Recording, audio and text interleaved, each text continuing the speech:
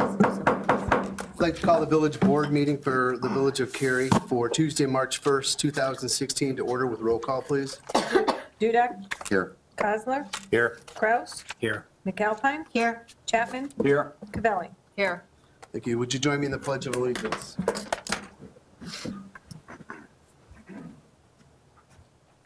I pledge allegiance to the flag of the United States of America and to the republic for which it stands, one nation, under God, indivisible, with liberty and justice for all.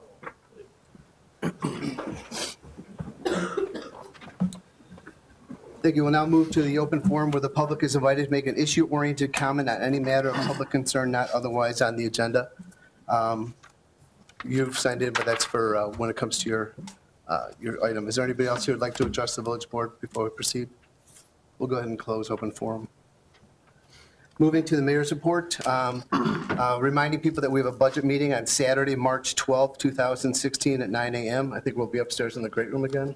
So residents are encouraged to show up, and the board will be there. Yes. How long do you think that one is going to last? I'd probably last till like 1. I would suggest that it might be a bit shorter than last year. It's driven by questions and feedback, but I believe I can get it done by noon. Okay. Thank you. And then also, I have a couple other things about, I attended the annual McHenry County Council of Governments Springfield trip. It was action-packed, very successful. We had really great meetings. I was invited to be part of the governor's budget address in the chambers, so that was really kind of nice to be part of that. That whole thing about a budget that doesn't exist. So in ways to kind of bridge the gaps. In addition to that, we met with the IDOT Assistant Secretary Rich Brewer about capital projects up in McHenry County, which he is going to be participating in a tour of McHenry County in the coming months. So that's a great, it's good for us in McHenry County. We also met with other representatives, Tryon and Wheeler. We met with Senate President Cullerton. We talked about LGDF, where we stood on that, which is the Local Government Distributive Fund. And he says that he will do his best to keep off of that. We also talked about a capital bill that's been promised for us for a long time, which will help with our road projects that we need and additional types of municipal projects that could kind of fit in with things. Our meeting with leader Barbara Flynn Curry was canceled because they ended up adjourning their meetings sooner, and we were in a meeting with Cullerton, and she fled town, so we missed our meeting with her. Although we met with her last year, and she is quite an interesting person. She's very easy to talk to. She knows where we are. She knows about what our needs are. So that was impressive, and we were looking forward to talking to her as well. And then on Thursday, well, at the end, we had a legislative reception, which a lot of the legislators around were able to participate in a dinner. It was great to see them one-on-one. That following day, we had a meeting with Senator Althoff, which was really good. She set us up for a really productive meeting, our next meeting with the Senate Republican leader, Radonio. She was outstanding. She listened. We were in such a routine that we were able to convey all the issues that we had up here in McHenry County, and she was taking notes on it. So that's really good. People are really beginning to pay attention to McHenry County and the village of Cary, which is great. And then finally, our last meeting was with the governor. We had a private meeting with him.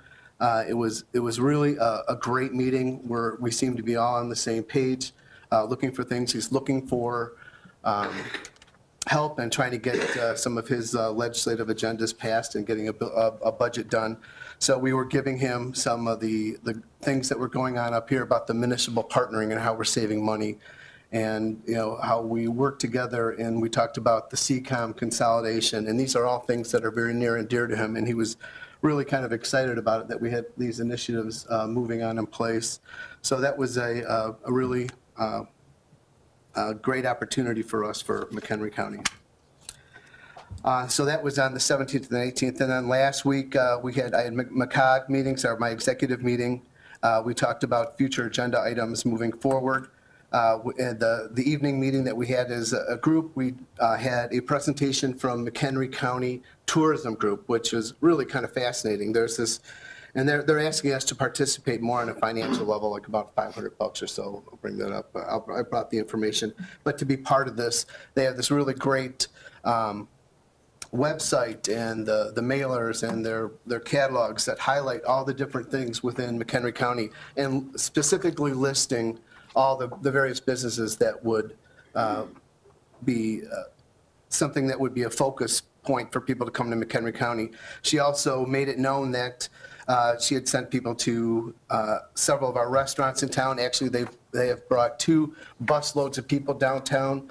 One occasion, they had a busload of people at the Cary Ale House, and the other time was they made arrangements to have a busload of people come into Tapas Calpe, and he had opened up for them. So those were all really good, identified good uses for that type of an organization. And then last Friday, I had Mayor's Caucus in Woodstock with all the McHenry County mayors, and we talked about further consolidations, looking at different things and the actual viability of actually consolidating different units of government. So that's something that we're always looking at, and how we could become more efficient, and looking at reduced headcounts to reduce future pension liabilities, and that, and just the overall cost of running the business. And then last week, I was invited to have a meeting with McHenry County Conservation District with staff to discuss the various opportunities that are presenting themselves with Meyer material. It was a very high-level conversation just to see if there was any interest. They were going to go back to their board. We met with one of their board members and their executive director. I thought it was a good, positive meeting. They seemed very engaged in the conversation, but I don't know where that's going to lead. You know, they're interested in other aspects of conservation that I don't know if this particular site will handle. So we'll have to see how that goes. So that, and then moving forward to, I have a couple comments about the zoning planning and appeals board. I had made a decision. I had been contemplating this for a while. I had asked our, I had asked our former attorney, Mike Coppage, for some ideas on some different options I have to make effective changes within our ZPA. He explained my options. I took them under advisement.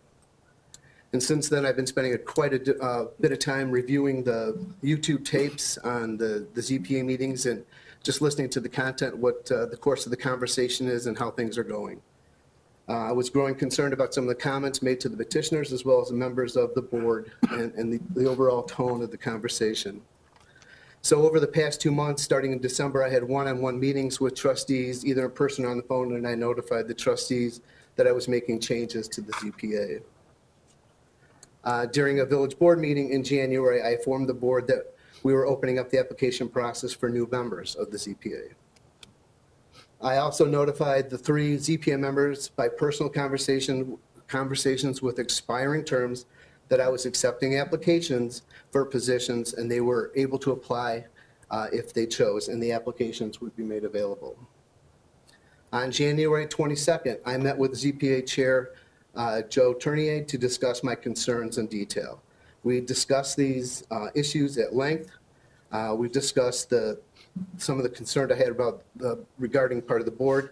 He agreed with some of the content that I was bringing forth regarding some of, how he was handling himself and what was being discussed and where we need to be as a professional organization. He agreed that there were some things that he needed to improve on.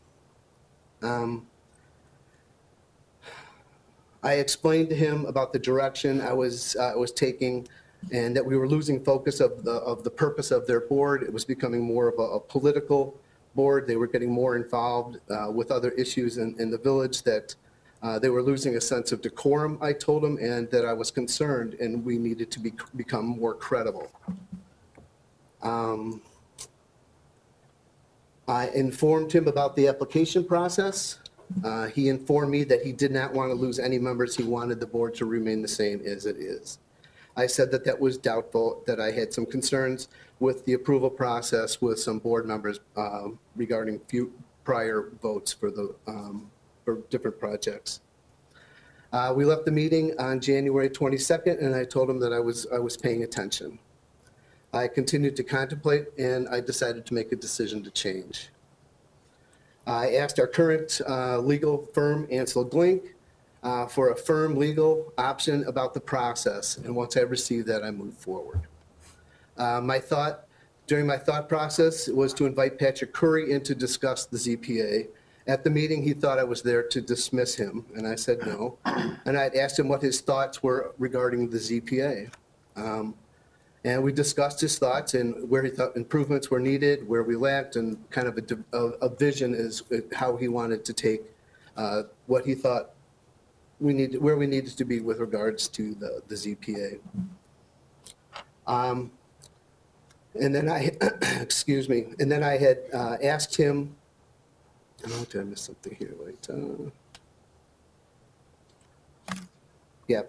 And then I indicated that I was interested in appointing him the new zoning board chairperson, and he said that he wanted to think about it, and I encouraged him to think about it, and he asked if he could if I could give him some time till he came back from his vacation, which I did, and he returned on February 22nd, and that's when I contacted him and asked him if he made a decision. He said that he would accept the opportunity.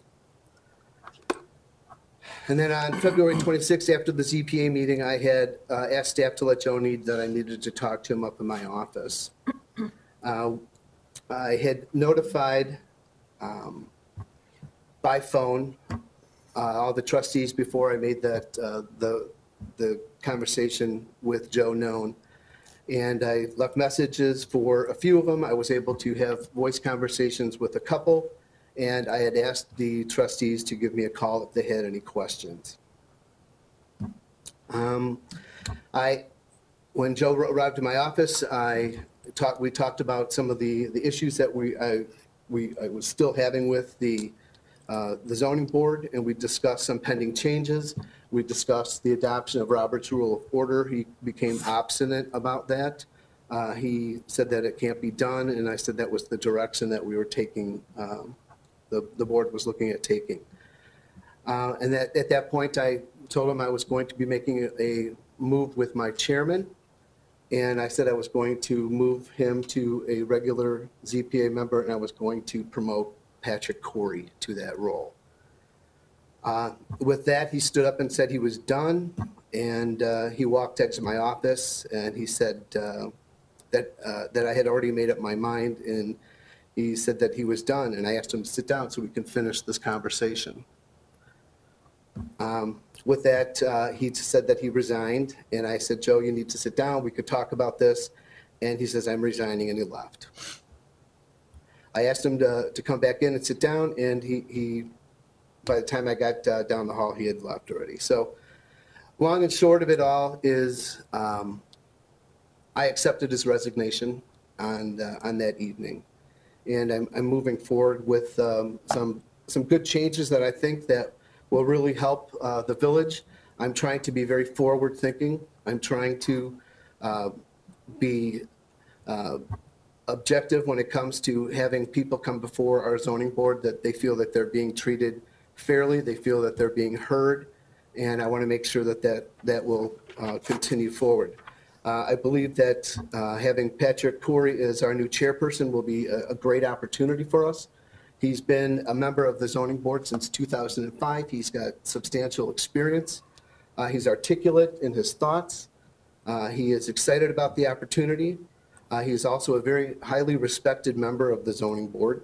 He comes with a corporate executive background, and he wants to take the ZPA to the next higher level. And he's very measured in his responses. If you listen to any of the conversations that he has during some of the meetings, it proves to me that he really takes the time to be prepared and moves forward.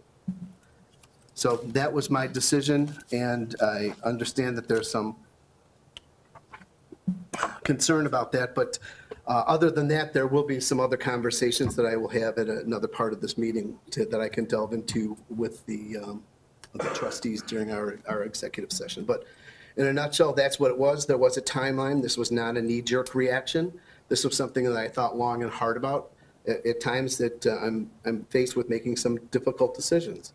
And it's within with my responsibilities of the state statutes that allow me to make changes within the zoning board where I don't have to have the advice and consent of the village board. And that's why I moved forward with this. There's nothing to say, I have nothing negative to say about Mr. Tournier. He's been a employee of the Village of Cary in the terms of being a ZPA member for about 19 years, and I thank him for his service. I think that it's I was disappointed that he would want to resign, but I've accepted, I've come to terms, and we're going to move things forward. I have asked, we've been receiving many applications for potential new zoning board applicants. I'm excited about it. They're very skilled people that have applied, and I'm excited about it. I would like to have a member of the Board of Trustees help with the interviewing process. I did extend an offer to Trustee Cavelli, and if she would help me, she said yes, but she wanted to make sure that I made sure everybody else on the board was willing to, if they wanted to step up, that would be good too. And so I think that moving forward, we have to remain optimistic that this is a good opportunity for the Village of Cary. So. Can I just clarify something? Sure. You did extend it to me, and actually the email that I sent to everyone was that, or I'm sorry, that I sent to you, is that I think we should all be included in the process. You know, a little while ago, you asked me about how to bring this board together, how to make this board less divisive. And I told you, it's including the trustees in some of this decision-making. And this, what you did, you left me a voicemail at night, which I didn't even get till the next day, okay? So as far as us being included in anything, I was completely blindsided by this decision. You said you've been looking at this since December, okay? I can't believe that this has been going on since December, and I've been completely in the dark about this. Well, I told you. What does that say about leadership? I think it says a lot about leadership. I made a decision with regards to this. That's right, you made a decision. May I answer your question first? You can, but I just want to clarify something, that completely in the dark on this one, totally blindsided. At a separate function outside the village, I had a conversation with you with regards to the ZPA, and that I had some very pointed conversations with some ZPA members. And I had. No, that is incorrect. You did not tell me any of that information. You had mentioned about applications, you had mentioned about including people, and I told you I thought that was a good move on your part. I thought that was a great move. And then when you asked me specifically, I haven't sent the email. I have it, but you won't send me anything back in email in writing. You'd rather have these personal phone conversations. Then it's my word against yours. I have the email that I sent you. Well, I understand, and my concern about replying an email with it, because I have sent emails in the past, and they've ended up on places where I don't think that they belong. And I think when we have conversations between board members, it should be a sense of honor between us, that the conversation via email or vocal or We're text or whatever. public officials. We are public officials, but there We are are sometimes. responsible to the public. I am responsible for the public as well. I made, granted, I may not have given you the notice that you want, but I called you guys at 7:30 at night, and I called everybody in order, and I was able to talk to some people. And I can't, I'm sorry that I had to do this, but had I moved forward with this in a public forum, this is mainly a personnel-related issue. It's an appointment that comes from the office of the mayor. Did other trustees know about this before the voicemail? Did No. other trustees on the board? No. Did you know about it, Rick? I heard about it probably the same day you did, but earlier in the day. Mark usually Did calls me anyone on else the hear way about home. it? Everyone else just got a voicemail? I got a voicemail. I have to echo what Trustee Cavelli's saying. And what I want to clarify right off the bat is Mayor, you're saying that Joe resigned? Because I spoke to Joe, and he says he didn't resign. So I am really confused on where there's an issue with this. He claims he never resigned. He did say, "I'm done." He said that statement was a reflection of the current conversation, and he was done conversing with you. Not that he resigned. He never said, I resigned my position as chairman of the zoning board. He didn't. He resigned from the being a regular chairperson or being a regular board member. What Joe tells me is a different story, okay? So I tend to believe what Joe's saying, especially because I feel blindsided by this as well, just like Trustee Cavelli. That a voicemail is not enough notice on this important issue. You have a chairman who, in my view, really took both sides of the issues and let everybody speak during the meeting and have their voice heard. And he's getting ousted. That's really concerning to me, and you did that without even discussing the issue with any of the board. When I asked you to make an email to the board that discussed, that laid out your changes for the zoning board and the reasons for such, you ignored me. Well, for the same reasons I gave Kim, because you passed along emails early on That's that not I have true. sent you that were made available to other people. That is not true. I had asked Chris to put together in his for his weekly thing. About Nobody what had has happened. violated the Can I finish, please? confidence You've of had your this statement. board. Let me finish. In your email or in the text that you sent me, you asked for a description but you only wanted to go on record on saying, so you're wanting me to reply in I a written think if you form, make a but you only change want into to the talk zoning about this board, in you forum. should go on record. You should state your reasons. This is a huge change. You should state the reasons you want to make this change. And if you can lay out 5 reasons or whatever it is, but you didn't give us any reason. Just, Well, this is what I want. some of the issues I said, and I made a comment about it, that I will get into some of the details in our executive session. I view this as a personnel-related issue. I'm not going to throw anybody under the bus. He's been a longtime employee of the Village of Cary, and I don't want to see that. And in fact, he did resign. And I talked to him that Friday. I called him while he was driving somewhere, and he said that he was angry, and he did resign. And I So told can him, I ask you a question? sure. Why would you ask the chairman of the zoning board 3 weeks ago if he's friends with me? What does that have to do with zoning? I don't recall asking him if he was friends with you. I asked him, What I see here is a political vendetta.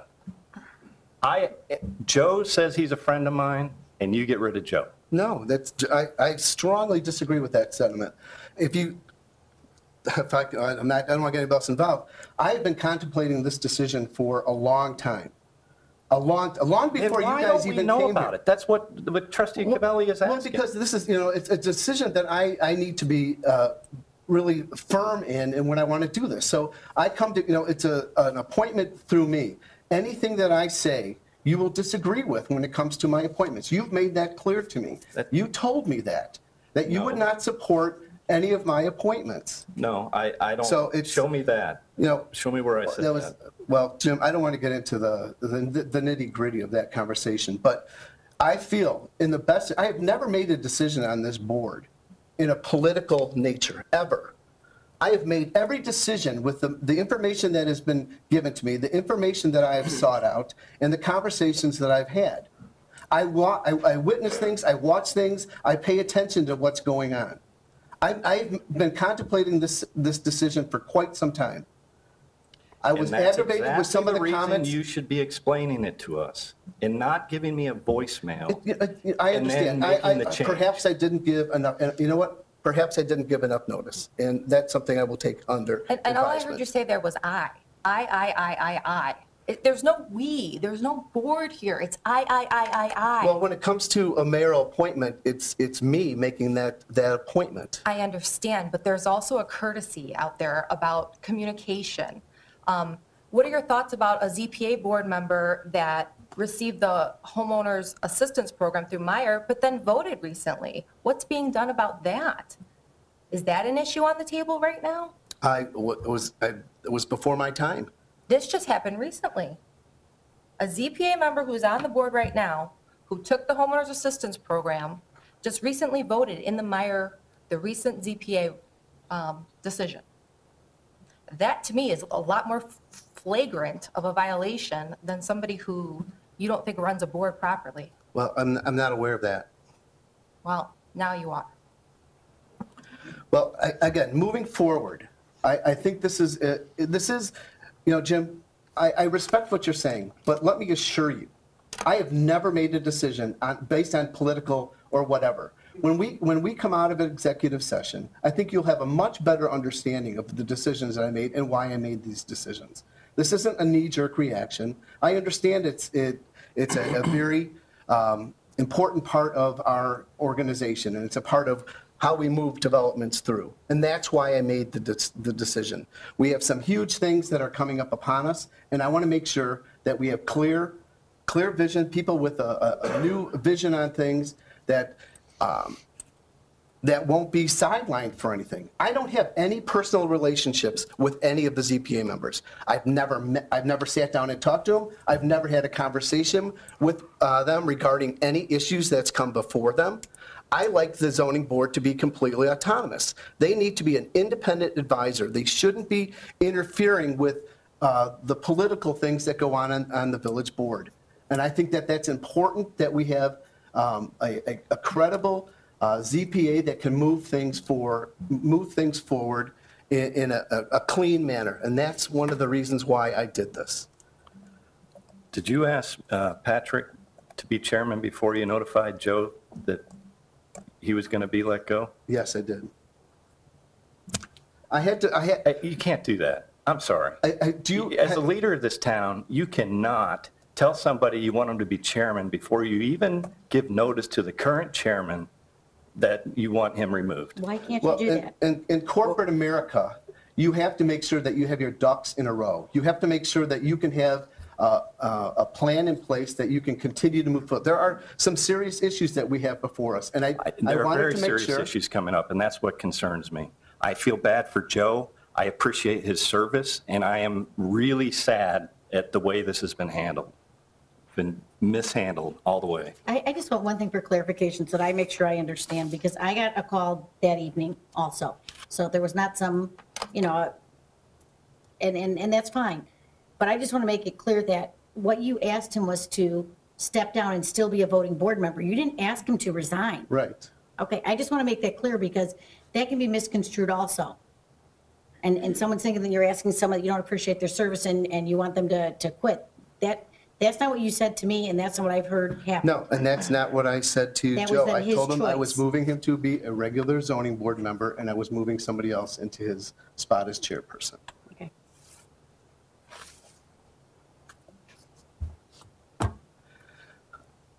I will answer the rest of your questions, and I will give the rest of my explanation in executive session. Thank you. The only thing I would say on this is, it's unfortunate to have this kind of discourse, and, I can appreciate Kim's and Jim's position. If we ever have situations like this in the future, I guess my feeling would be that they shouldn't be just held with yourself. Have Chris or somebody along with you, because I'm sitting here and I got the call the day you made the decision. I understand your reasons for it, but the way Jim and Kim feel are different. They have a different perspective. well And aware of there's that. no way to mediate it because it's one person's word against another. And, that's the worst thing that we could possibly have. We had that at times with the prior board. And I don't, for the remainder of the time that I'm on this board, I would like to minimize, if not eliminate those. So my only feeling is if you're going to have a decision that is within the mayoral power to have, it probably is not a bad idea to have Chris or somebody else sit along with you, just so you can have somebody substantiate what happened. It takes that off the table. I will consider that. Thank you. Moving forward with regular business, I will entertain a motion to approve the consent agenda items number 1 through 7. So move. Second. Roll call, please. Chapman? Yes. Cavilli? Yes. Cosler? Yes. Dudek? Yes. Kraus? Yes. McAlpine? Yes. I will entertain a motion to approve video gaming license for tobacco shop located at 688 Northwest Highway, Cary, Illinois. So moved. Second. We Okay, Brian.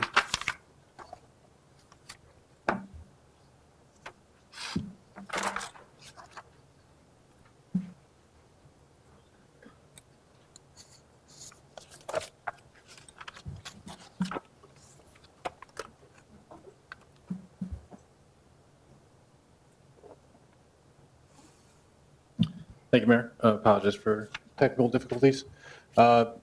Before you this evening is a request from the tobacco shop, or tobacco stop next to the Kerry Jewel, Osco. They're seeking approval for a video gaming license for their establishment. As the board may recall, in October of last year, they came before the board for a request for a liquor license to add to their establishment.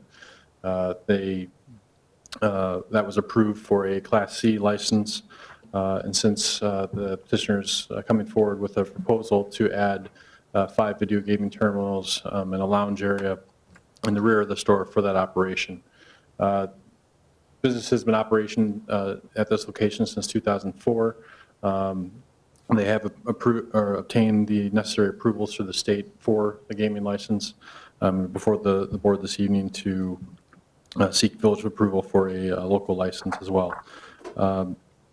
As proposed, there will be 5 gaming machines in the establishment. They would be segregated off as is required by ordinance for any individuals that are 21 years of age or older, and then would comply with all the other requirements as far as signage and other criteria that we have in our ordinances for this type of establishment. The petitioner is here as well, who'll be able to provide additional information regarding his proposal, and then both he and I will be able to answer any questions that the board may have regarding the proposal. Any questions for the petitioner? Yeah, well, simple one. Could you Hey. just state your name and address for the record? please? Yes, my name is Milo Skirchich, owner of Tobacco Stop. Hey, Milo. Can you smoke in there? Technically you can, but I don't have it now because I don't have an exhaust system. But I'm grandfathered in. Any business that has the majority of its revenue from tobacco products should be allowed to. I just personally don't allow it because I don't have a ventilation system adequate for it. The indoor smoking ban, any business that was in business and with the tobacco prior to 2009 was basically grandfathered in. So that's where that statement comes from. Okay. Any other questions? Roll call, please. Can I? Ellie? I'm sorry. Can I make a few comments before? Sure. Okay, because I was present at the meeting before and heard the comments about that the stated policy was going to continue forward about kind of restricting to a restaurant model. I just wanted to mention that. I don't know if everybody knows where the whole video gaming ordinance really came from in Illinois. A lot of it was rooted down to the bar tavern business that when the indoor smoking ban took effect in 2009, so many of the bars and taverns were complaining of lost revenue. So the lawmakers introduced the gaming as part of it is to throw a bone back to the bar and tavern business. So that's one of the reasons why it's tied to having the on-premise liquor license. I noticed that the ordinance in Cary it directly mirrors what the ordinance for the Illinois Gaming Act states, which clearly outlines the regulations. There's really no mention of a restaurant. It's all really catered towards an establishment that has on-premise liquor consumption, again, being tied back to the bar and tavern business. However, I do agree with the comments that were made about, some businesses may be more appropriate. There are some interesting concepts out there, and frankly, I think that mine is one of them. But I know that there are other municipalities that are concerned about the proliferation of some of the corporate type entities, which are corporate based out of state. I know that in those instances, a lot of what they're doing is making a policy that they have to prove that the majority of the revenue, or they give it like a 60 or 70% of the revenue, comes from the primary business function and not necessarily the gaming activity. So that kind of limits the proliferation of the Dottie's and the Stella's type establishments. And then ultimately, since we're talking about an adult activity, I guess my suggestion would just be that if there's going to be any restrictions put in place, that it really kind of should be limited to businesses that cater to an adult crowd. So I'm not sure if the restaurant scene is really the right venue, but, again, municipalities are allowed to come up with their own guidelines. But I just wanted to make note that I think that the concept that I'm proposing here tonight, this would be the completion of kind of a reinvention that I've been going through for almost a year now. Just kind of reinventing my business to include the lounge and keeping the core business the same as it's been, but just adding this as an accessory. So, Milos, I appreciate the conversations that we've had. I understand about the business plan. I supported the addition of the wine there. The wine and cigars, went along fine. But I also told you that I felt it was a slippery slope that we were approaching. And I think we saw a little bit of that slippery slope earlier tonight when somebody mentioned about, a barber shop wanting to put in those. And so it's with that, on my conscience that wanting to be business friendly is definitely a goal of everybody here on this board. And understanding the plan and the vision that you had, I appreciate it. But I also was here 2 years ago when we came up with this, and the opposition that had been here in the village was overcome because we felt that we could hold it up to a different standard and to set that. And you're right, it doesn't prohibit us from doing that. But that was a decision then, and then we'll make a decision tonight. But thank you. okay, thank you. Any other questions for the petitioner? Roll call, please. Cavelli, Yes. McAlpine, No. Kraus, Yes. Dudek, No, Kozler, Yes. Chapman, No, No. thank you. Sorry. thank you, Milos.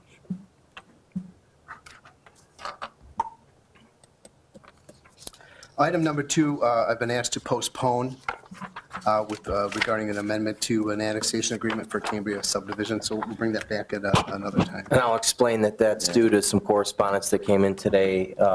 We worked with Mrs. Davenport, the homeowners president from Cambria, kind of a short order basis to get this on the agenda. Some correspondence came in from a resident of the HOA today, and we'd like to consider the staff level with Mrs. Davenport before asking you for further action. So we'll table till March 15th. Do you want the packet material on that, to reprint it? Yes, please. If you pass this to the center, we'll recycle the packets.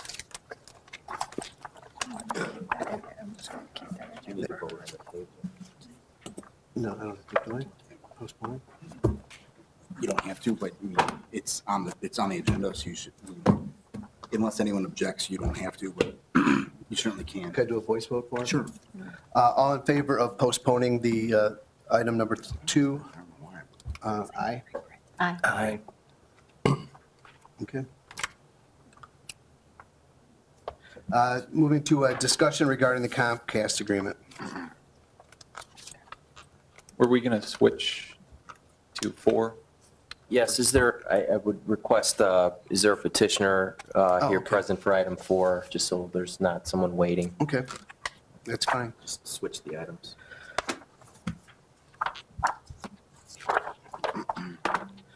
I will entertain a motion to approve ordinance 016-03-03, issuing a Class B liquor license to Agu II Corporation DBA Cary Food and Liquor for the property located at 111 North First Street, Cary, Illinois.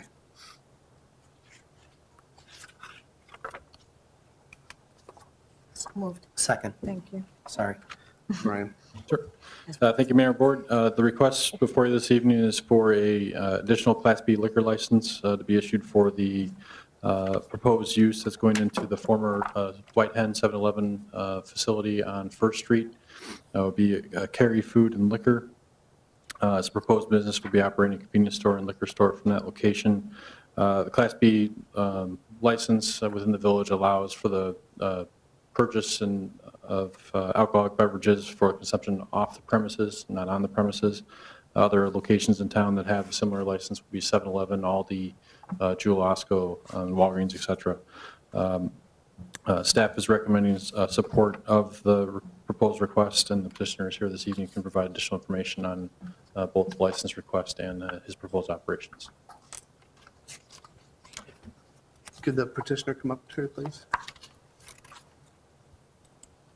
Hello, did I pronounce your name right? Close? Yeah, myself, Arpan Patel, living in Cary. Okay.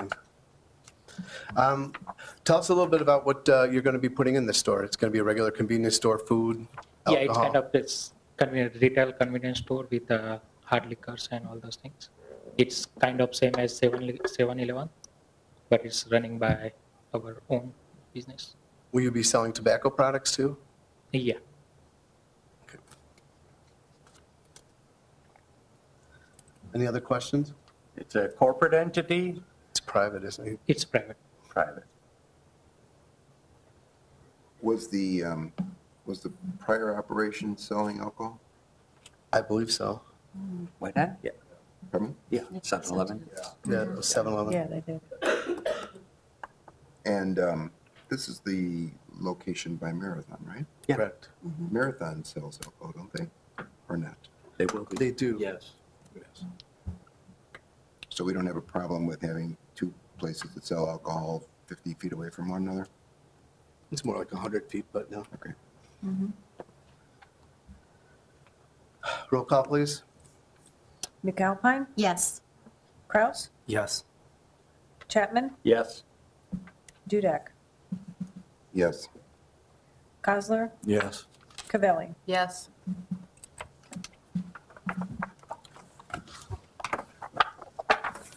Moving back to the discussion regarding the Comcast agreement. Thank you, Mayor. Before you, Village Board, you have a draft agreement here with Comcast. This agreement has been developed essentially as a draft through the Metro Mayor's Caucus, was reviewed by Comcast and sent over to the Village of Cary. We have not, I should preface this, that we have not sent our comments into Comcast. We want to have an initial discussion here with the Village Board before sending in our comments, both from a staff perspective and then also the comments that Village Attorney Simon has. So to kind of walk you through and just give you a high-level overview of the agreement, within your packet, there are a couple items that were highlighted, points of importance within the agreement. It's a 10-year agreement that's being proposed by Comcast. Certainly, there is some flexibility and some latitude if we'd like to enter into a different agreement. There's language in there about cable services that are provided to government facilities being provided at no cost, and some other materials within there as well. The one item that we wanted to spend some time and talk about here in a little bit more detail was related to the franchise fee. If you recall, and we go back to the meeting October 6th of 2015, we had talked about the franchise fee that AT&T, that we're proposing to capture from AT&T. And at that time, the village board was, the majority of the board was not supportive in capturing that fee from AT&T. That would have amounted to approximately $30,000 of new revenue to the village of Cary. There were concerns about that, just due to the fact that that would be village residents essentially paying that fee back to the village. When you say 30,000, do you mean per year? Correct. Yes, sorry. With Comcast, the agreement, and you've probably seen it in the report, and we've talked about it previously here with the village board, is that revenue is a little bit more substantial. Now we're talking over $250,000. And so we really want to take a serious look at this. And that would have a serious impact to our budget. And so staff is making a firm recommendation here that that 5% franchise fee would still be included in our negotiations here with Comcast. And going forward, we'd be happy to take any feedback that you have regarding the Comcast agreement. And like I said previously, staff is going to work with Attorney Simon and representatives with Comcast to negotiate the final agreement. The final agreement then would be brought back to the village board here for future adoption. Then I'd be happy to answer any questions regarding the Comcast agreement. Jake, I have a question that's going to pull a little bit on your memory because I'm drawing a blank. Do you recall, it may be the last board, may even be earlier than that, we had conversations at one point about competitive providers, and I recall something about not enough of Cary was properly wired, and I believe we were talking at that time of, what's the newest technology, I guess? Lightspeed or? Yeah. And Fiber optics. Fiber optics, that's what it Correct. was, thank you. Yeah. That was Is that- AT&T. Yeah, and I know we had conversations at the board level about bringing in AT&T, but we didn't have enough of the town set for it. And I guess my biggest concern, I mean, your first question here is, I'm all for the fee. We can't afford to lose $250,000 in the budget. But I'm wondering about competition. You know, just automatically flipping to Comcast for another 10 years, we're not providing the residents of Cary any sort of choice. And I'm wondering if there are any other choices for them hardwired at this point in time. I would answer that a couple of different ways. By approving the agreement with Comcast, you are not restricting other providers from coming into the village of Cary. And so with that, though, AT&T, and in talking with AT&T when we were looking at adopting this ordinance back in October of 2015, AT&T is focusing on select markets within the village of Cary where they know they are going to make a profit. They have not built out in the entire community.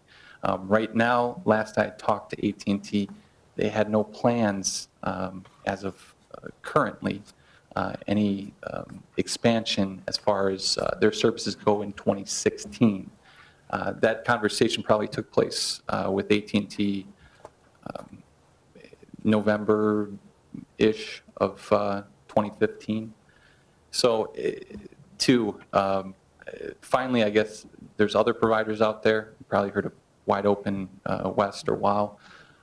We have approached some of those companies. At this time, they're just not interested in coming to the village of Cary. You know, we'll continue to try to reach out to them and other companies other than WOW, too. Okay, thank you. Anybody Any else? comments? Yeah, I certainly do. And I was looking forward to the opportunity and for the franchise agreement renewal with Comcast to come up. And while I certainly understand and appreciate $250,000 in revenue, I absolutely, in the spirit of transparency, I have to ask the village residents of Cary that have Comcast that are actually paying that. And I think that once residents find out that Comcast is paying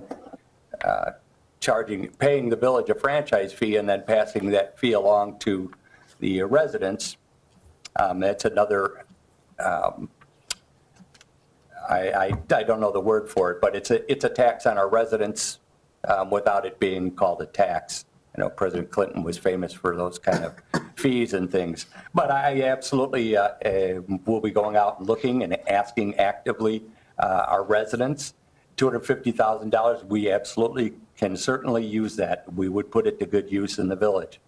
But the residents need to be able to have some feedback on that. And I hope that we'll be given enough time before this comes to a vote. That's it. I just would like to, before you speak, if there's any other trustees that have any comments. You have those fees on everything, though. Electric, gas, you know, we're paying for those. There's fees on there attached to them also that go to the village.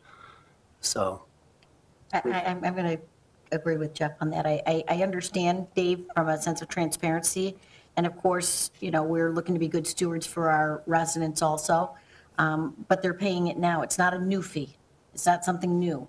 And I just feel that with the current budgetary restrictions, and we don't know what's going on, and we don't know if something's going to happen with the LGDF next year, I just think that it's incumbent upon us to be to be as fiscally responsible as possible, and saying that we're going to give away 250,000 that we're used to getting is not a prudent decision, so. It's trickery, it's shenanigans, it's moving money from one pocket to another, but it's on the back of our residents. So if we want to raise money and we need money in our budget for essential services for our residents, then let's man up and let's raise the tax rate. That's what that's there for. A franchise fee that goes back and charges money to the residents who happen to have Comcast, that's not a fair deal. That is responsibility. If Comcast wants to do business and in the village of Cary and they want to have a franchise fee to do that, then they should follow that model that we suggested with AT&T. Go ahead and make that donation of $250,000 for the franchise for being in Cary, and don't go back and charge it on our residents' backs. And I ask again, don't just dismiss that idea.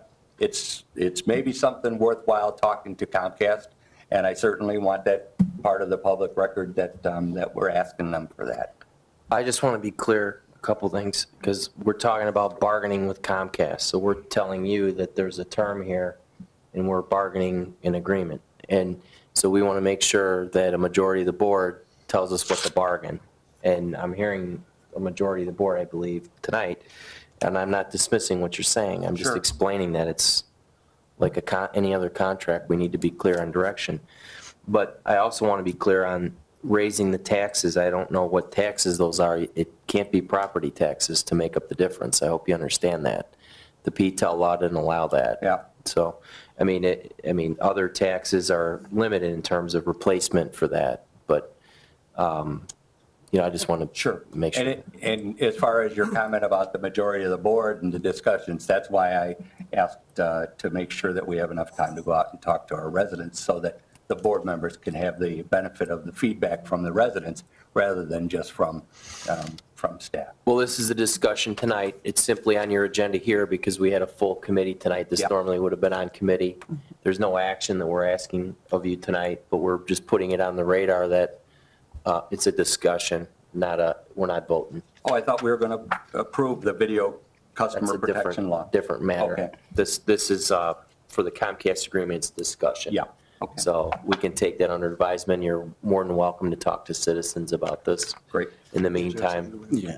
I would say, Dave, though, too, I mean, if we're going to ask Comcast to make a $250,000 donation, where do you think that money's coming from? They're going to raise the monthly rate then. There won't be a specific line item there. Sure there will. Sure. And you put that in the contract. You put it in a contract that the franchise fee shall not be charged back to the residents.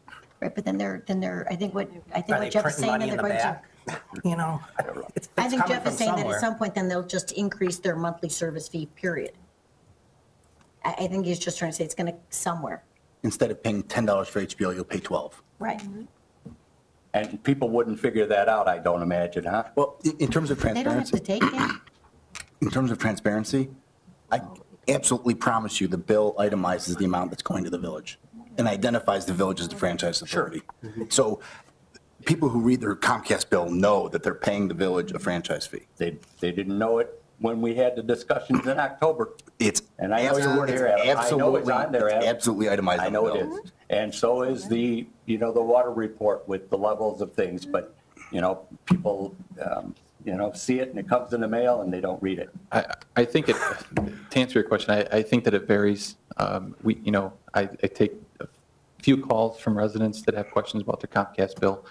Some know what the franchise fee means, and some ask, what is the franchise fee? And so we explain it to them, and we go on with our lives. To your point, though, regarding this additional donation, in talking with AT&T, because I think that came up too during the conversations that we had regarding the AT&T ordinance, their concerns that I assume Comcast would have the same concerns were just that what does it do to their other clients and their other municipalities? So if the Village of Cary comes to agreement with Comcast that we're going to do this $250,000 payment, well, how is that going to look to their other clients, the other municipalities? And so there's some concern there, obviously. I assume that Comcast would, have the same reservations. I'm sure they would. The other comment I would have is just historical in nature. Franchise fees are not some new revenue generation trick that has come across the desk recently. Franchise fees are something that's been associated with granting cable operators the right to use the right-of-way since the 70s. It's been part of federal law for 40 years. And it's not just a tax, it's a fee they pay in exchange for the right to use the right-of-way to operate their business. And so there is an exchange of, the fee in exchange for that benefit. It's not just a revenue-generating tool for the sake of raising revenue.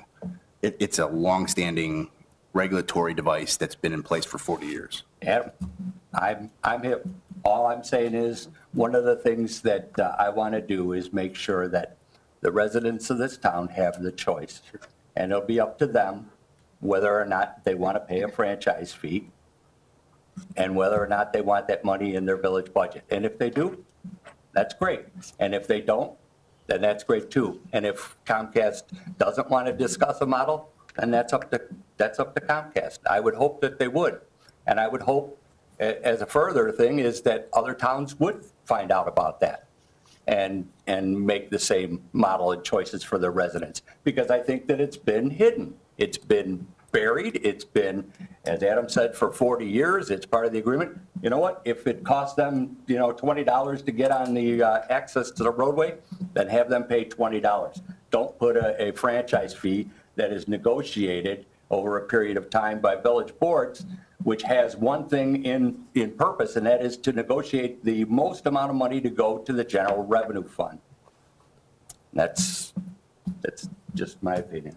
But Dave, don't the residents have a choice now? They can get a dish. Right. So they can That's my point. They say don't have- no to the franchise fee by going to a dish. They can, absolutely. All I said is I just want a little time and to go out and tell people about it.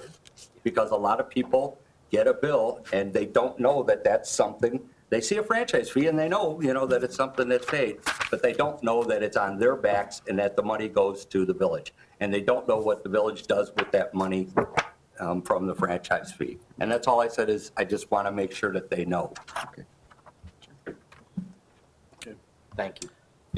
I guess in closure here, is the board comfortable with 10-year agreement with Comcast? What was the term of the last agreement? I believe that the last agreement was also a 10-year.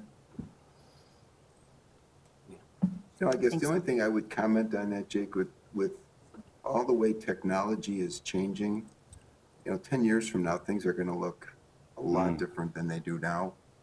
I don't know that Comcast will be the state-of-the-art technology, or it'd be, something that's very, very aged as far as technology is concerned. So I don't know if that answers your question, but I think we have to be cognizant of the fact that 10 years is a long time in today's technology world. The only shorter term that I would feel comfortable discussing is 7 years, partly because federal law says that the renewal process begins 3 years from the end of the franchise. And so if you have it any less than 7 years, you end up renegotiating less than halfway through the agreement. So if you're sensitive to changes in technology, 7 years is an alternative that they're willing to consider. They prefer 10, but they will consider 7. So did we start 3 years ago on this? No, but they'll send you a letter asking you to start 3 years from the expiration of your agreement. Okay, thanks for that insight. Would you prefer 7? I prefer 7, 18. 10, I'm okay with 10. 10. Fine with either. Move to the south side. We had I mean, do- Rick, 10, 7? I'm fine with whatever the majority feels. Well, I'm trying to get an 10's fine. idea. 10's fine. Kim? 7, 10, I don't care. I'll go with the 7-year itch. We'll go for 7. Jim? I think what we're talking about more is about people having a choice, and I think they have a choice right now.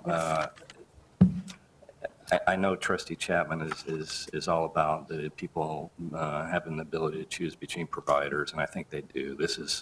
It is a franchise fee.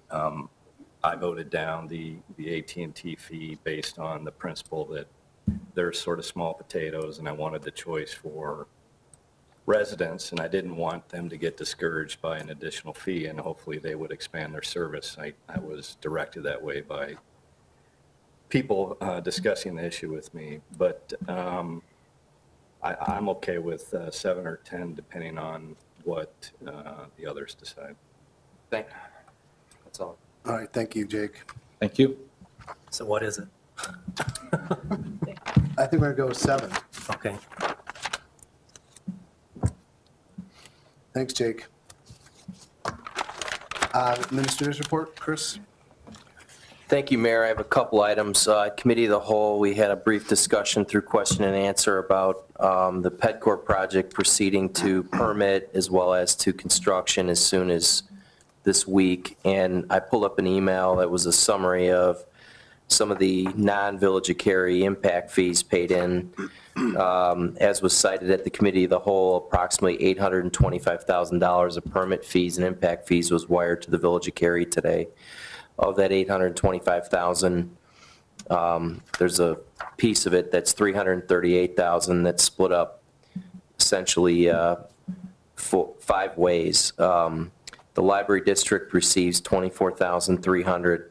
The Fire District receives $30,000. The Park District receives $195,852. And the school districts actually split a sum by an agreement that they have with each other, an $88,372 amount, so roughly $44,000 apiece. I had thought that that was per each. Their agreement between each other splits that. So I wanted to get that correct on the record. Second, wanted to touch on the Meyer project that we've been working on with the public staff, the zoning board, et cetera, over the last couple of weeks. One quick question, do we have an announcement yet on the site for the 15th? Okay, we are working towards Meyer material being brought to the village board for a first reading on March 15th, and the venue of this meeting will likely be at another location due to capacity. We're coordinating with the school district about the junior high site to see if there's availability now, and we'll announce this later this week as that's confirmed. As the board has discussed and many of you have requested of me, the thought was to not have the vote on the Meyer material discussion be on the same night as first reading, and I'm honoring that. At this point, the schedule would be first reading March 15th, and then second reading would be the second meeting of April, which I believe is April 18th or 19th, the third Tuesday of April. So those are 2 core dates. Our goal would be to vote on the second meeting of April. In the meantime, we continue to have discussions with Meyer as they work to answer questions of the zoning board that were brought up in testimony through public hearing and comment at the zoning board level. Additionally, it's evident that, I mean, the decision of the board is simply going to be, you know, is there an extension or not, and what the terms might be of same. But one of the work projects that needs to occur right now, in my opinion, and I'm asking you for your consent, is an item that's in my strategic plan for the village, but is important now in that I'd suggest we go out immediately to get some assistance to do a site plan at a very rough draft level for the pit site for an end use project. This would incorporate the recreational aspects and the specifications for site work that need to be done to facilitate those right now, so that through the agreement, it's very evident that we have a lot of leverage in terms of the time and materials, labor and equipment that can help make that reality happen. But rightfully so, Meyer's looking to us to help specify that. I've had meetings with the Park District. They're willing to be participants with us on a volunteer basis to just help us with advice and their insight with similar projects that they've done in the past. Also, as the mayor mentioned, we met quickly with the Conservation District. There may be some other taxing bodies that fold in with us over the long haul to help bring some of the recreational amenities to the site that I believe the residents of Fox Trails are desiring, as well as the rest of the village. So my intention would be to proceed to sign an agreement by Friday. I've asked, from a professional services standpoint, I've looked at the code and requirements for my signing authority. I believe I can execute an agreement as soon as Friday with a group to come in and run a project that could take 30 days. It would not involve public input until it's brought to you for your consideration. That would be a secondary outgrowth of this study down the road after we've worked out deal terms, certainly to flesh out the recreational amenities that the residents are desiring requires their input. But we believe we can help develop standards for site development right now in the next month that you'll need to bargain with Meyer. So I'd like permission to proceed. I will keep it under my 20,000 authority as much as I can. I certainly think that it will be. I don't want to disclose the amount at this point because I haven't seen a proposal, but we've received a firm tonight that was with us on a separate project has also been used by the Cary Park District as well as the City of Crystal Lake on the Three Oaks Recreational Center. And they have capacity subject to terms and negotiation on pricing. I would recommend proceeding in that path. I'll let you know by email this week when this is more fleshed out. Any questions on me proceeding with that at this point? I think that's a good idea. Well, my only question would be if the end result is Cary doesn't run this property, if there's some partnership with the Park District, we're footing a lot of the bill initially, so. Good point. I'll say two answers to that. One is I would be recommending land conservancy funds that have been collected by the village. That there's a account, and it's actually on the back of the last packet for the Comcast item. But we believe we have about 1.65 million in conservancy funds. We've purposely waited on doing any planning until this board was seated, and I knew that you wanted to possibly even consider the extension of the agreement, so we waited to do the work to now. It's time. From the standpoint of cost sharing, for this phase, I would recommend we pick up the bill. I know that there will be other work to this down the road, and I think in my experience with the Park District and other local bodies, especially the Park District, I think, we still own the job right now. It's our agreement. We still want to control it. I mean, we're courting other taxing bodies to help us, but that hasn't occurred yet. And so at this early phase, and for the need for speed on this, I would recommend we pick up the first piece. There will be phases down the road, trust me, in terms of public engagement and those kind of phase 2 and phase 3 elements, and we can talk at that point about cost sharing. So I'd recommend we proceed with this with land conservancy funds, and I'll do my best to keep the cost of it to a reasonable amount. I'm okay with moving forward too, but it's still always in the back of my head though, Algonquin has half of that property. That's correct. And the majority of the lake right now is in Algonquin's Good chunk. jurisdiction. I'm just wondering what role they're going to play in terms of control over that part of the lake and then our part that's north of it. Great question. It did come up in one of the meetings that we've had in the last couple of weeks, and what I need is a plan that I can lay out to them to talk about our vision. And we absolutely need to partner with Algonquin on this because of their village being, overlapping part of this property. And I mean, my experience with Algonquin has been they're very collaborative. They're a good neighbor. We just need to have a vision of what we're asking them for, and that's what I think this project will allow us to do this month. And I think that the firm that we would engage will help us possibly even facilitate a dialogue with them, with us, looking at the agreement, its specifications, and some visioning that can then be brought back as information to you for your decision making. I'm not in a place where I really have a picture yet, even on a rough draft version of what we want. So it's been hard to talk to Algonquin with any specifics. But this month, as the board makes its decision, and as I indicated in April, we hope to vote, you'll be making some decisions. And I can tell you that I'll have discussion with Algonquin before you're asked to vote. Would that answer your question? So I'll engage in that now, just so that there aren't any unexpected surprises. I would like to have some additional planning help so that I can lay out a good picture for them so that we know what we're asking and telling. Great. Yes. When you're done. Some residents have asked from Fox Trails if we could ask Myers to help with finishing, a portion of the sidewalk. When would be an appropriate time to bring that up? Sure. I've received some great feedback. A number of trustees have had engagement with some of the citizens in the subdivision, which I appreciate. And there's some good suggestions that have been sent my way with respect to various, and many of them are small-scale improvements or maintenance items that we can pick up in housekeeping. And so Eric and I are looking at this in the morning to see what housekeeping items we can just knock out. I mean, not all these or many of these might even need, Meyer. Sure. But, we're going to try to pick off this list. And for those that might be like fencing and, other things, it is useful to have this now because there might be a few higher dollar ones that we can swing in to this. I mean, ultimately, I'm not indicating that the board's going to approve an extension at all. It still has to be debated, but as that's being vetted, I mean, certainly we want to negotiate on behalf of our residents the best that we can. So, I mean, this list is very useful, and I will be working with this month. Is that one of the things that might be on that list, assuming that maybe some of the residents that generated that to you? Yeah, I mean, talking about the half mile of sidewalk?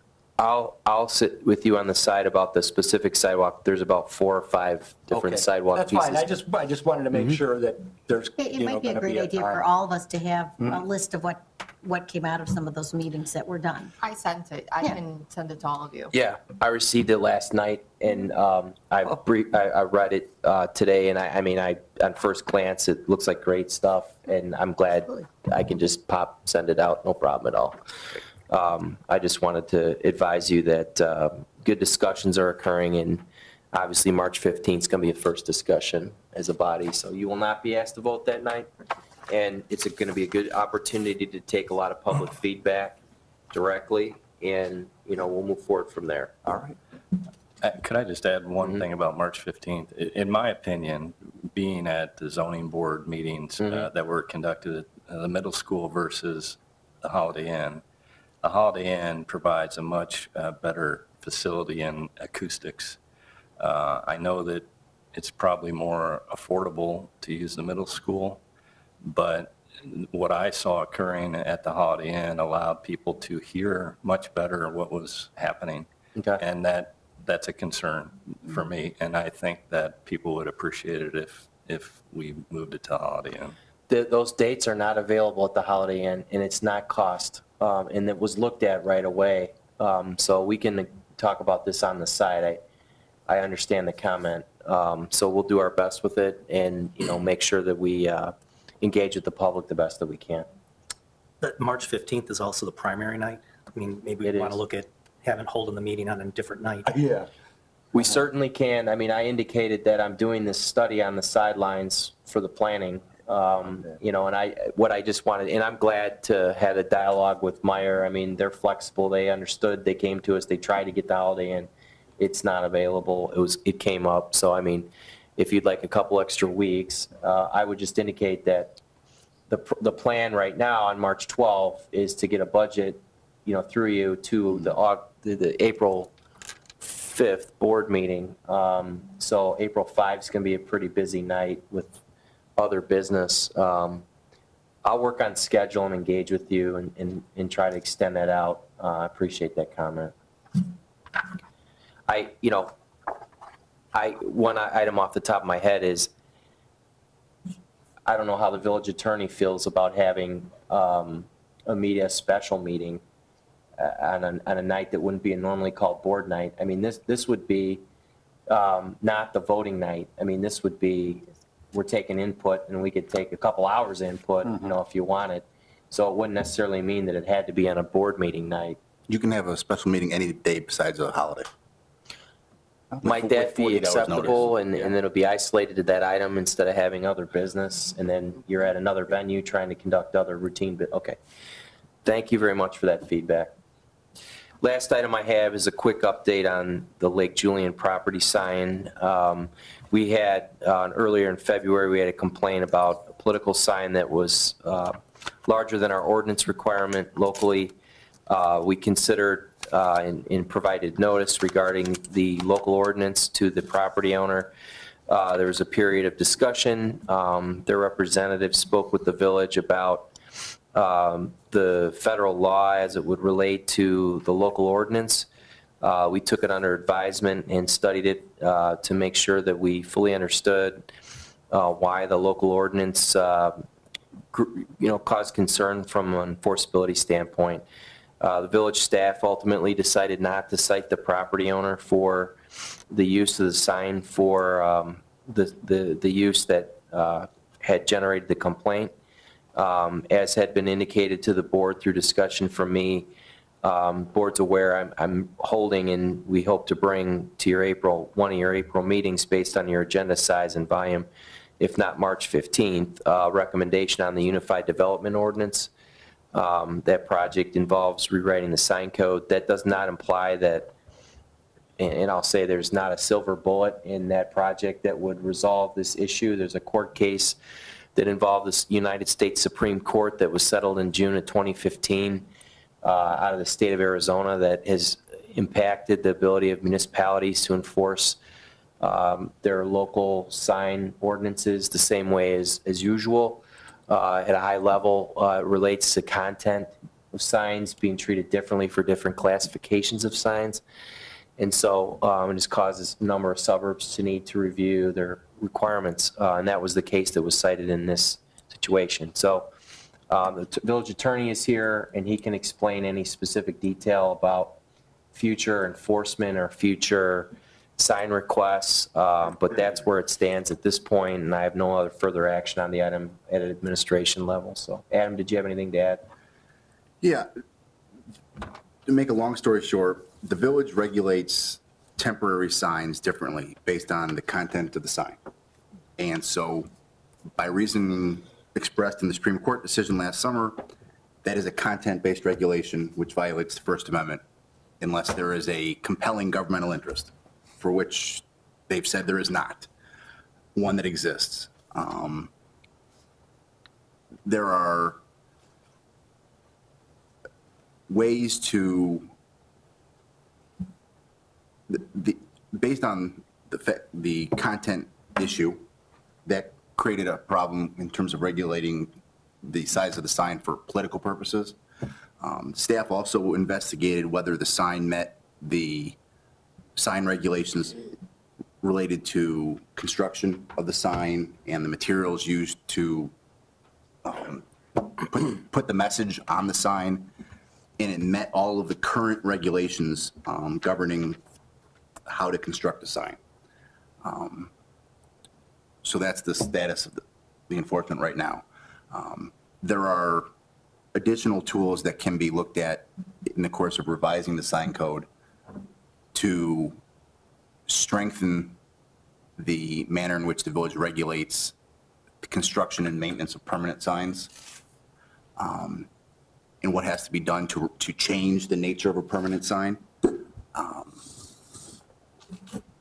But as it stands now, the staff and I have come to the conclusion that the ordinance, it complies with the ordinance as it is. So that was the request that Trustee Kraus had made for us to provide some advice. We're happy to answer any questions that you have. I was just hoping to get a little clarity, because I'm just, so then, to say, for example, out there by the new video store, or anybody that has a monument sign in town, can they put up anything on top of that, and then we don't really have any control over that? There are regulations in the village code describing what types of materials are allowed to be used to construct a sign. And in this case, the material that was used to present the message on the sign met the standards described in the village code. It met the fireproofing standards and the materials that are allowed to construct a sign.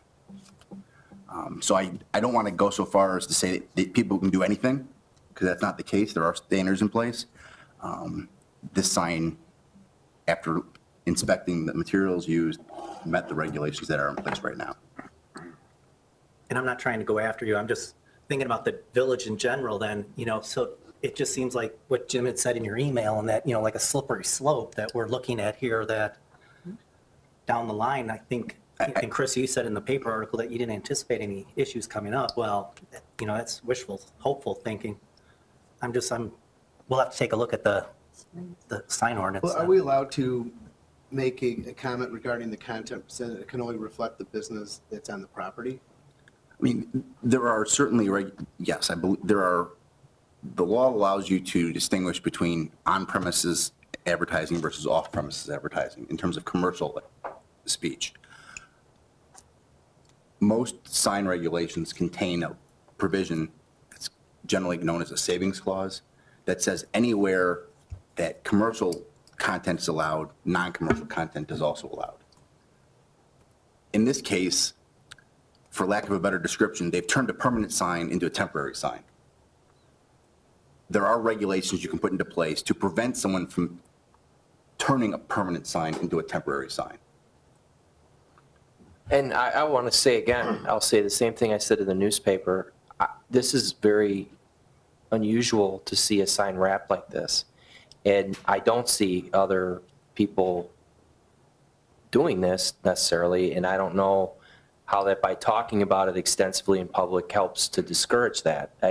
It's absolutely something we should openly explain to the residents that we had a complaint, we had a request from a trustee to bring it up. I just don't know that this is something that will be repeated multiple times because this loophole, if you want to call it that, was found. I think that what you're doing with analyzing the sign ordinance at a macro level along with the zoning ordinance and the subdivision ordinance is the right thing to do. You simply have to select, some services to help us complete that project on short order, which has been the plan, and there is a budget line item for it. So, I would suggest that be the end of it tonight. If there's other questions that come up from other commercial businesses or other entities or other folks involved, I'll bring those to you or advise you through administrator update. I would just have a quick comment on it, more for historic perspective for the new trustees and even village attorney for that matter. We had a lot of dialogue, and I think maybe Jeff, Mark, Dave, you might have been on the board when we went through this. And I will tell you that the maximum size I wanted, if you remember, guys, was like 18 by 20. I wanted nothing, basically, because I'm not a big sign person. I think signs look terrible of all kinds, political or not political. So as we examine this, the only comment that I would have for you, Adam, is that the intent of the board at the time when we enacted this was to limit a political sign. That was the only conversation that was on the table at that point in time. And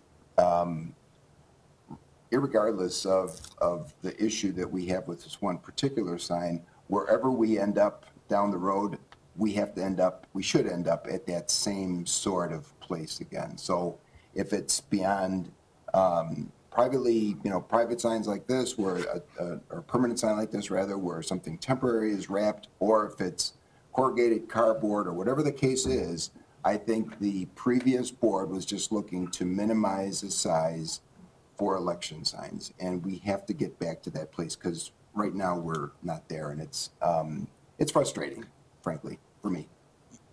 You are among a very loud chorus of elected officials to say the same thing. So it's not unusual. I have to advise you that if you do that, the same size needs to apply to temporary signs generally. Whether it's a real estate sign, a garage sale sign, those are considered temporary signs also. And to the degree you distinguish between sign size based on what's on the sign, that's a content-based regulation. Mm-hmm. Well, and again, to your point, I may be the minority of this, but I wouldn't have a problem with that. Okay, yeah, I'm just letting you know. Mm-hmm. But Rick, I'm not sure what you're referring to, because are you talking about when we talked about amending Title 14 to increase the sign area for a political sign displayed on residential property from 3 to 6 square feet? Because that was the night, I was the only one that voted no against that. It was a 5-1 vote. And you voted in favor of increasing the sign, because I had the signs, I was holding up how much bigger they're going to be, the smaller one. And I had these concerns that we're going to see these signs up and down Main Street, in the neighborhoods, and any message can be put on that sign. Right. It doesn't have to just relate to political issues. It could be anything. If you have something going on and you want to protest it or put it out there, you can stick that sign up there and it can be up 12 months a year. Right. You know, so that's why I was against increasing it, but I'm not sure what vote you're talking about because you voted in favor of increasing that. No, well, because I wanted the small sign and I got voted down from the small sign. So it was compromised to get where we ended up getting. That was the only thing. I think there were probably a few people that wanted even bigger signs than what we ultimately agreed upon. All I'm suggesting is that I think the intent back when we did that, Jeff, was that these would be limited and they would be as it relates to political signs, because that was the issue that was on the table. What Adam's bringing up is if we're going to limit that issue, we also have to limit other, quote, temporary signs, right? If I understand correctly, yeah. So his question to me directly was, you realize you're going to have to then impose that limitation on all temporary signs? And for myself personally, I said I'm all in. Now you guys may not be, but I don't have a problem with that. Does that help? Does that clarify what you're asking? I think so. I don't know. I asked about what the definition of political was too, and that's when I was told that it could include anything, you know, so it wasn't, you know, I don't know. I'm just, we'll have to look at our ordinance and see what we can do. Do you have anything else? I do. About When the was the, signs? yeah, when was the decision, the Supreme Court decision? June of Arizona? 15. June of 15. Chief, is it Lexipol that we use that notifies us of changes in the Illinois codes and laws? I remember we have a system. Lexipol's for policies. But what I'll explain is that it's not that simple on this. Number one, I'm not certain. What are you answering? Well, if your point is that we didn't know, sometimes you do it by complaint as opposed to preemptively. I get that. But it's only for policy, and it's for police departments, and it's not necessarily for administrative rulings of the Supreme Court. So there are other summaries that do come out on the Supreme Court rulings, but apparently, you know, those are something that we can, you know, find otherwise. But Lexipol's merely for, you know, the operation of a law enforcement, you know, office or law enforcement entity. Do we have a service that informs us when there are changes in state law? How do we become aware of changes in criminal law? We subscribe to a couple of things. We send our personnel to training, the Northeast Multi-Regional Training.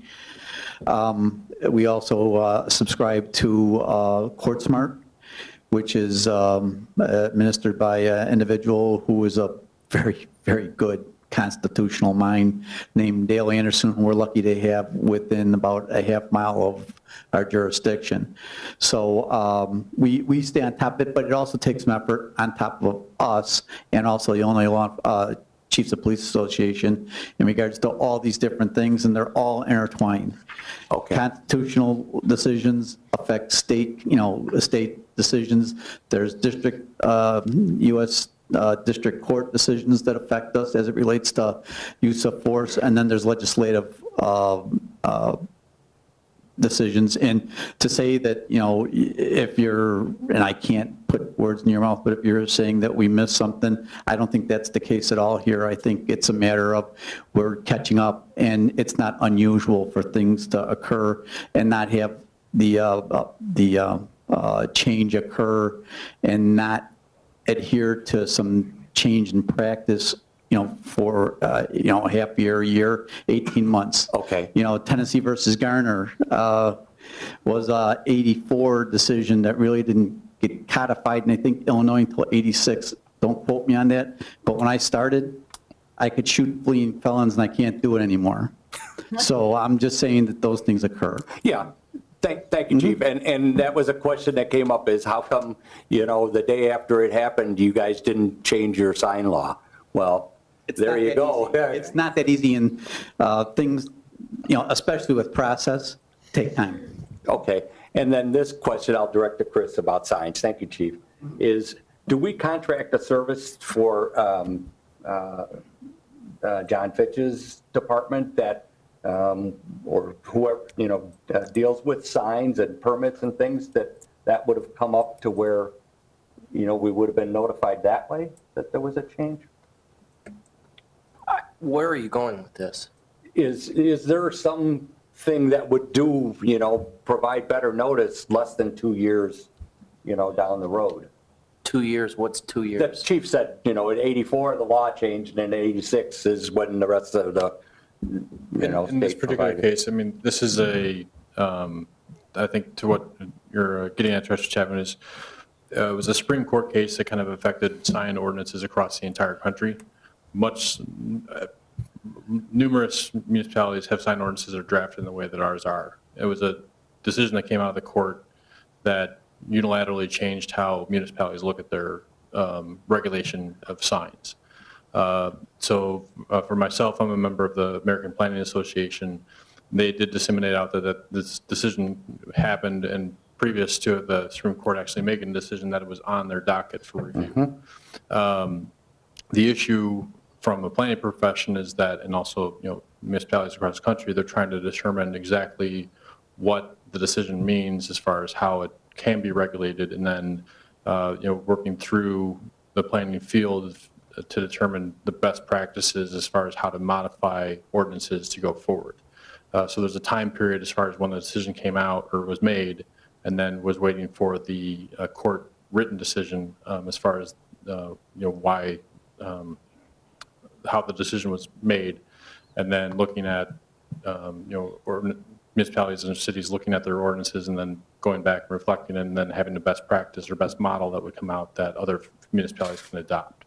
So the profession in general is looking at how to regulate signs going forward based off this decision, and that takes time to flush out to ensure that everybody's properly enforcing signs within their municipalities based off this decision. And Yeah, we reviewed the contract for the UDO in August and decided to wait. And that was fine. Yeah. And we've rebid it, and we're going to consider a recommendation here in probably late mid-March or April to proceed. But don't we have a consultant now that we currently pay a fee for that should have told us? I don't believe that this has been missed. Okay. Thank you. Chief, do you have anything for us? No, sir. Jake? Brian? Thank you. Any future agenda items and discussion by the village board? The pollinator property, or is that? Yeah, we're going to have to take that on the next agenda. Okay, thank you. Okay, I'll entertain a motion to adjourn into executive session to discuss closed session meeting minutes, real estate, personnel. So moved. Second. All in favor? Aye. Opposed? Thank you. I'll entertain a motion to return from executive session. So moved. Second. All in favor? Aye. Opposed? We have one item for actions after the executive session. I will entertain a motion to approve Resolution R16-03-02, certain closed session meeting minutes not for release, those being February 2nd, 2016, and February 16th, 2016. So moved. Second. All in favor? Aye. Opposed? Thank you. I'll entertain a motion to adjourn. So moved. Second. All in favor? Aye. Meeting is adjourned.